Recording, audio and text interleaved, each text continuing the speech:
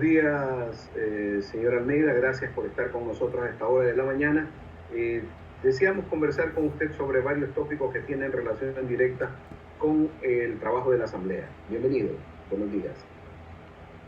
Buenos días, Alberto. Buenos días a los televidentes de este prestigioso programa. A la orden. Vicente, es un hecho de que se está tratando de llevar al ministro de Finanzas a un juicio político. ¿Cuáles serían las motivaciones que se están presentando en la Asamblea para la realización de dicho juicio político? A ver, Alberto, yo quiero quedar claro en el tema. El señor ministro de Finanzas ya ha sido llamado a juicio político.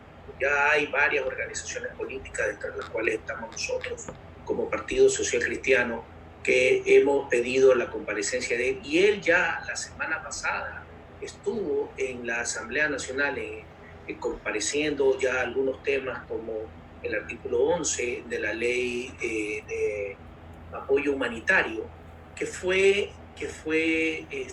cuestionada también el cumplimiento de la misma, en donde tenía que establecer los informes que, entre otras cosas, había que emitir resoluciones técnicas sobre la liquidez, sobre la solvencia del sistema financiero para regular las tasas de interés en los créditos que se dan actualmente en el país. El ministro compareció, expuso ciertos argumentos que tenía, a mi criterio equivocados o faltos en su totalidad de una razón lógica. No dejaron preguntar sospechosamente, Alberto. Imagínese usted, después, cuando ya estaba él concluyendo en su intervención, se le fue el internet. Y la sesión continuó durante 2 horas y nunca le regresó el internet. ¿Te puede creer esto? El señor presidente de la Asamblea, yo creería que no está siendo cómplice de esto, porque se me hace muy extraño que suspendió la sesión inmediatamente. O sea, pasó al siguiente punto y después suspendió la sesión sin haber hecho un intento de reconectar al señor ministro de Finanzas luego de 2 horas que dijo que se le había ido el internet. Porque teníamos los legisladores, especialmente este legislador, muchas preguntas al señor ministro de Finanzas para que aclare y sea muy conciso en el porqué de la toma de decisiones en materia económica que nos ha afectado al Ecuador tanto interna como externamente. Internamente, en la repartición de todos los tributos, de todas las asignaciones que hay que darle a los GATS, a las universidades, a los institutos de seguridad social. Usted ve que están en todos los medios. Y en lo exterior, en renegociaciones de deuda, que lo único que hemos escuchado son mentiras y más mentiras, como dice la canción. Es un hecho de que en el Ecuador tenemos problemas de orden económico y de problemas de orden financiero. Se está en este momento trabajando un nuevo paquete de deuda con la China. Ustedes desde la Asamblea no están procurando que esta vez los contratos de deuda sean abiertos y puedan ser conocidos previamente o en un momento dado por la Asamblea, por el país, para que no se produzcan cosas como los que se vienen denunciando de los contratos de supuesta preventa, en los que realmente existe es un sobreprecio sobre el costo del dinero en las negociaciones anteriores con China y Tailandia. Ve, Alberto, desgraciadamente no estamos facultados para aquello. Sería lo ideal. En el seno de la Asamblea, y ahora entendemos por qué, meses atrás, en plena pandemia, pasó este proyecto de ley, que ahora ya es ley, del Código de Ordenamiento Fiscal, en donde lo único que hicieron fue darle superpoderes al ministro de Economía, al eliminar algunas limitaciones que él tenía para las reestructuraciones de la deuda ecuatoriana.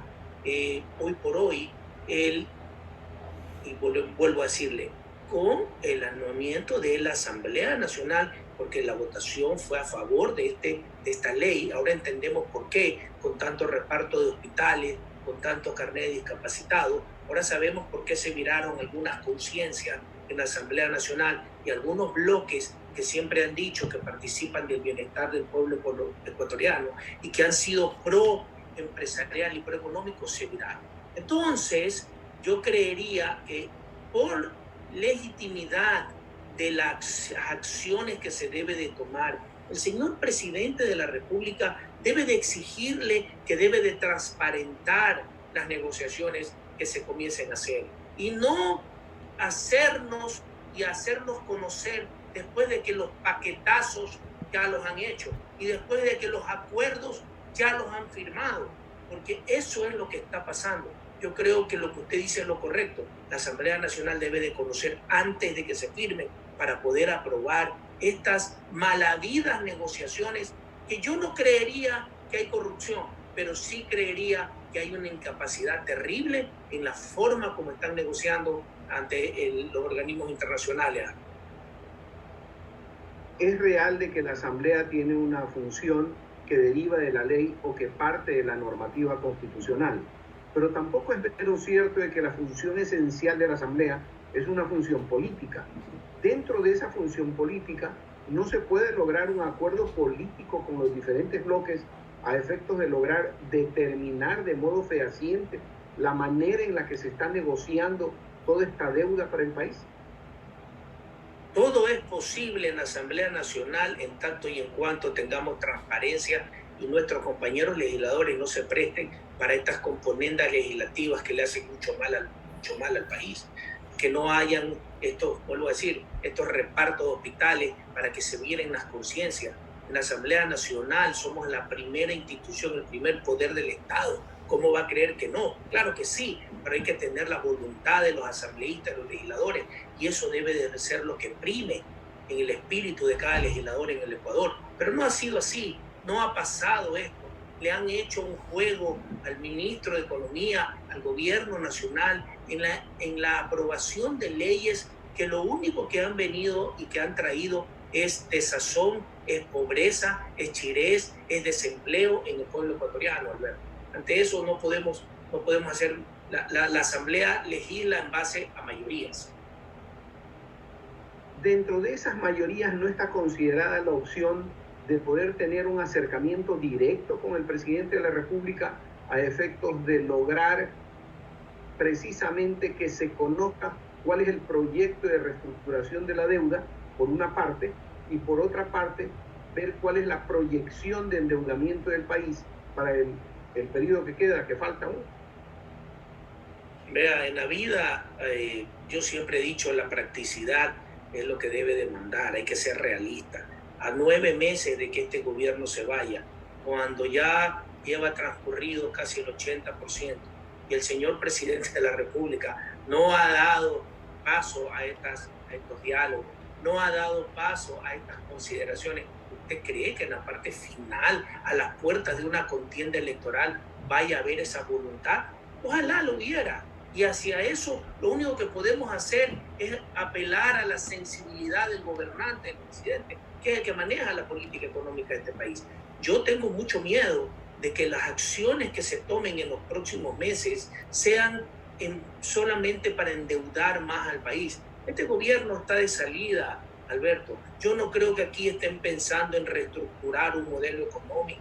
Yo no creo que aquí estén pensando en reestructurar una forma de mejorar la economía y de viabilizar una proyección económica distinta. Yo no creo que este gobierno esté atrás de traer un verdadero cambio al sistema de tributación, a la forma de ver, de que no a través de más impuestos, de que no a través de perjudicar a las empresas va a poder generar y poder mejorar la economía del país. Yo creería que este país sigue pensando a través de sus gobernantes económicos que la única forma de salir es llegar a acuerdos con el Fondo Monetario Internacional o de seguir cayendo en préstamos o en incumplimientos de pago, que lo único que van a hacer es poner en peligro la dolarización y traerle un problema al próximo gobernante. Mire, hace pocos días emitieron el decreto 1109, en el cual le quitan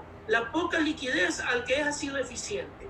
Y la liquidez que tienen, que creen que la tienen en un cajón, con el anticipo del impuesto a la renta me refiero, que creen que la tienen guardada en un cajón o en una cuenta de ahorro en un banco, no saben que a través de esa poca utilidad es lo que está sirviendo para que el capital de trabajo siga generando, que estas empresas sigan produciendo. Y hay unos que dicen o se atreven a decir, es para los grandes empresarios. No, señor, los grandes empresarios, ¿de dónde se nutren? Se nutren del mediano y del pequeño empresario, que son sus proveedores, que son los que le dan el oxígeno para ellos poder producir, que son los que generan fuentes de trabajo. ¿Qué va a pasar con esto? Les quitan capital, reducen su producción, reducen sus compras, frenan la economía, aumentan los desempleos, frenan la masa tributaria. Y el gobierno no se da cuenta que lo único que está generando es que haya menos impuestos. Entonces, ¿por qué, Alberto? Porque no están pensando económicamente, están pensando solamente en salir del bache a través del endeudamiento. ¿Cuánto van a recoger en este decreto, Alberto? Usted sí ha visto la noticia, 280 millones de dólares. ¿De qué sirve? En el modelo económico que se sigue utilizando, esto es más deuda y más impuestos, le están generando definitivamente un hueco económico al gobierno siguiente, al que venga. Si este gobierno siguiente que viene, ¿cuál debería de ser la propuesta de los candidatos o la propuesta política de los diferentes grupos en torno a la nueva proyección del país después de que se vaya este gobierno de Lenín Moreno, y para poder tumbar el modelo correísta de más impuestos y más deuda? A ver, yo en el seno de mi partido hemos discutido todo esto, porque usted sabe, estamos a las puertas de una campaña electoral, estamos ya analizando qué es lo que el país necesita, y como legislador personalmente me he encargado, porque es mi deber además hacerlo, de qué es lo que se necesita en este país y cómo podemos cambiar esta situación. El país está hundido en dos cuestiones fundamentales, aparte de la sanitaria, que es un problema natural, que es un problema que no podemos salvo combatirlo a través de medicina y a través de otros tipos médicos.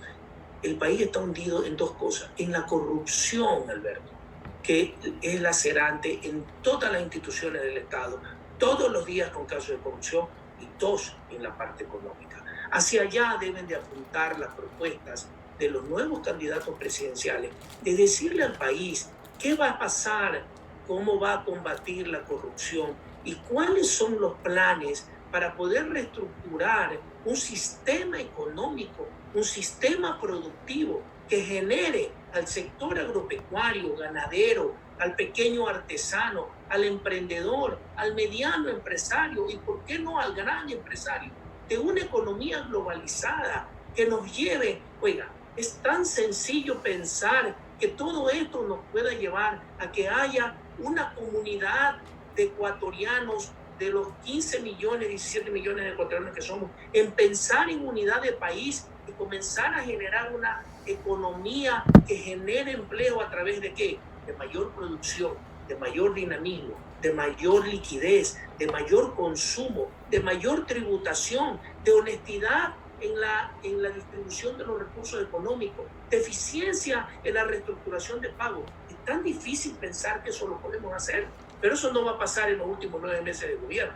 Eso tiene que ser con el nuevo gobierno, y por eso los nuevos gobernantes tienen que decirle al pueblo ecuatoriano cuáles son las acciones que prevén hacer para poder gobernar este país eficientemente, pero sobre todo, cuáles son los respaldos que tienen nacional e internacionalmente en caso de que ganen, se den estas posibilidades.